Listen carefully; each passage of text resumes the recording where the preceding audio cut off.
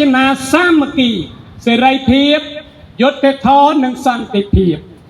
អ្វីទៅហៅថាសាមគ្គីភាពគឺសំដៅលើការរួបរួមនិងការធ្វើការជាមួយគ្នាឆ្ពោះទៅរកគោលដៅរួមលើកដំកើងផលប្រយោជន៍ជាតិនិងផលប្រយោជន៍ប្រជារាស្ត្រក្នុងនាមពលរដ្ឋជាម្ចាស់ឆ្នោតពលរដ្ឋជាម្ចាស់ប្រទេសអ្នកដឹកនាំគឺជាខ្ញុំកញ្ជាជាអ្នកបម្រើរបស់ប្រជាពលរដ្ឋពលរដ្ឋជាចៅហ្វាយរបស់អ្នកដឹកនាំតែធានានឹងការពារដោយរដ្ឋធម្មនុញ្ញចំពោះទី3មាត្រា31ដល់មាត្រា50អ្វីទៅហៅថាសេរីភាពសំដៅលើសកម្មភាពរបស់មនុស្សម្នាក់ដែលអាចនិយាយស្ដីបញ្ចេញមតិជួបជុំគោរពជំនឿសាសនាប្រកបដោយការធ្វើដំណើរចូលរួមនិងធ្វើនយោបាយដោយគ្មានការគៀបសង្កត់បង្ខិតបង្ខំគំរាមកំហែងបំផិតបំភ័យសេរីភាពរបស់មនុស្សជាតិម្នាក់ដែលមិនត្រូវរំលោភលើសេរីភាពរបស់អ្នកដទៃបានឡើយ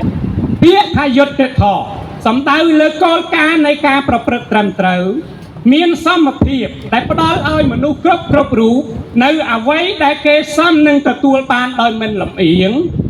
គ្មានការរើសអើងដើម្បីរក្សានៅសន្តិភាពល្អប្រពៃមួយពោពេញទៅដោយសន្តិភាពផ្លូវចិត្តផ្លូវកាយផ្លូវវាចានិងមានសុខុមាលភាពនិងវិពលភាពល្អឥតខ្ចោះសម្រាប់ប្រទេសជាតិនិងសុខដុមរមនានៃភាពរវាងខ្មែរនិងខ្មែរអ្វីទៅជាសន្តិភាព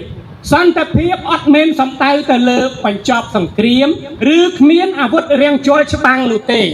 តែសន្តិភាពមួយសំដៅទៅលើការគ្មានចំនួនហិង្សា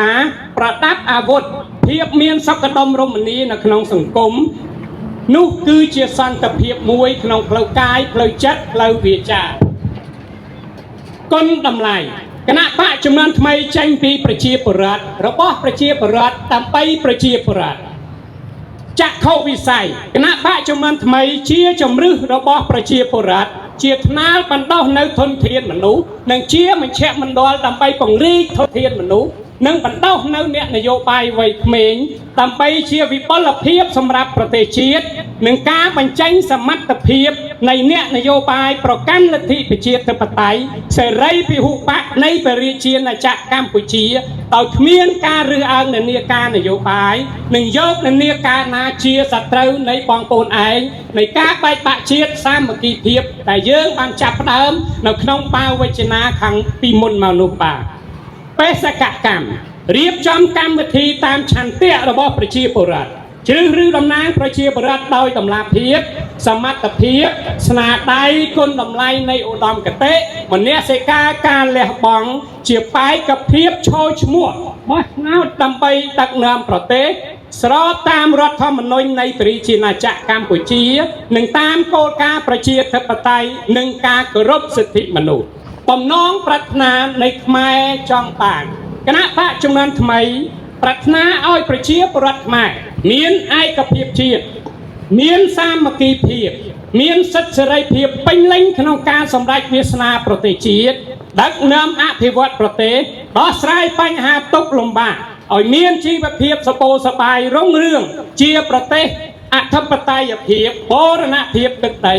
ឯករាជ្យភាពអព្យាក្រឹតនីតិរដ្ឋការគោរពសិទ្ធិមនុស្សតែទាំងអស់នេះហើយជាតម្លាភាពជាកណន័យភាពជាសុចរិតភាពនាំទៅរកកិត្តិយសនិងកេរ្តិ៍ឈ្មោះប្រពៃណីនៃសេចក្តីថ្លៃថ្នូរជាអរិយធម៌របស់